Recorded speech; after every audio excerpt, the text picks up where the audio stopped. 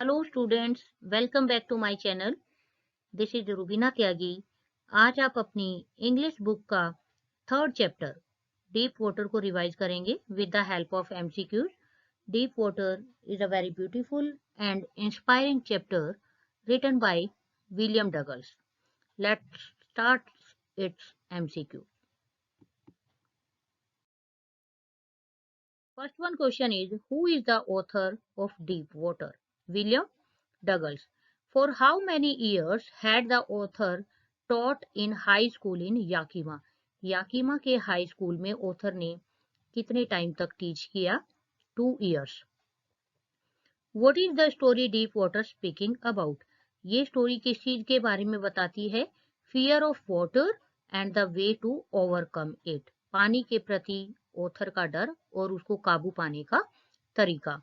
How did the author's fear vanish? Author का डर कैसे गायब हो गया? With courage, guidance and determination. हिम्मत, प्रॉपर मार्गदर्शन और दृढ़ निश्चय के साथ। YMCA stands for. This is the most important and most expected question for your final examination. So be particular about this question. YMCA. YMCA Young Men's Christian Association. Where is Yakima located? Yakima कहाँ पर है? In Washington. Where did the writer go when he was 3 or 4 years old in the story? जब story में writer 3 और 4 years का था तो वो कहाँ पर गया? California. What is haunting the author? Author को क्या चीज डराती थी? Terrible experience in the pool. Pool में जो उसके साथ खतरनाक अनुभव था। How did the author learn swimming? उसने स्विमिंग कैसे सीखी? With the help of a swimming instructor. What did the author realize while drowning in the pool? Pool में डूबते समय ऑथर को क्या महसूस हुआ? Terror in fear of death. उनको डेथ का फियर था। What is the theme of the story Deep Water? इस स्टोरी का थीम क्या है? Victory in facing the fear. Fear को फेस करने की जीत। Deep water is an excerpt from which book? ये जो चैप्टर है कौन सी बुक का एक अंश है? Of man and mountains. What does deep water signify? Deep water किस चीज को सिग्निफाई करता है? फियर को। Who threw Douglas into the swimming pool? Douglas को स्विमिंग पूल में किसने फेंक दिया? A young boy. What was the fear in Douglas mind? Douglas के माइंड में क्या फियर था? Being drowned, डूब जाने का। After the age of 3 or 4, Douglas visited the beach with his father. What caused a terror in his heart then? जब 3 और 4 years का वो था तो अपने फादर के साथ बीच पर गया और उसके मन में जो डर बैठ गया उसका क्या रीजन था? The sight of the sea waves. Sea waves का जो साइट था, the overpowering force of the waves, खतरनाक तरीके से आती हुई लहरें, the colour of the water, ये सारी चीजें। What were the series of emotions and fears that Douglas experienced when he was thrown into the pool? जब उसको पूल में फेंका गया तो उसके माइंड में कौन कौन से इमोशंस चल रहे थे? Mixed feelings of confidence and fear. Fear और confidence की मिली जुली प्रतिक्रियाएं, मिली जुली जो भावनाएं हैं वो उसके माइंड में थी। What plans did he make to come to the surface of the pool? Pool के सरफेस पर आने के लिए उसने क्या प्लान किया? Tried to jump and push himself up. उसने जंप करने की और अपने आप को ऊपर करने की जो है ट्राई किया।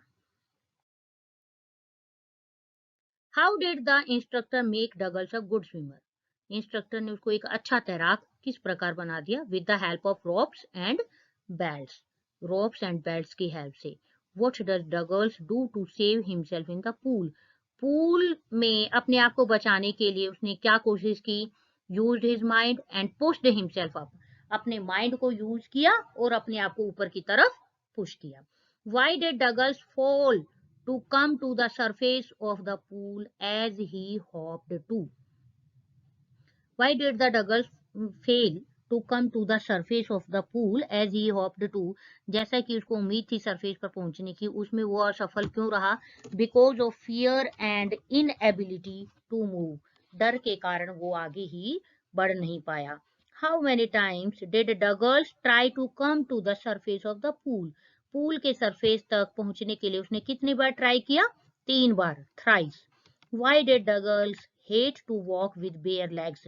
डगल्स जो है नंगी टांगों के साथ वॉक पसंद क्यों नहीं करता था? बिकॉज ऑफ स्किनी लेग्स, क्योंकि उसकी जो टांगे थी वो स्किनी थी, बहुत ज्यादा पतली थी.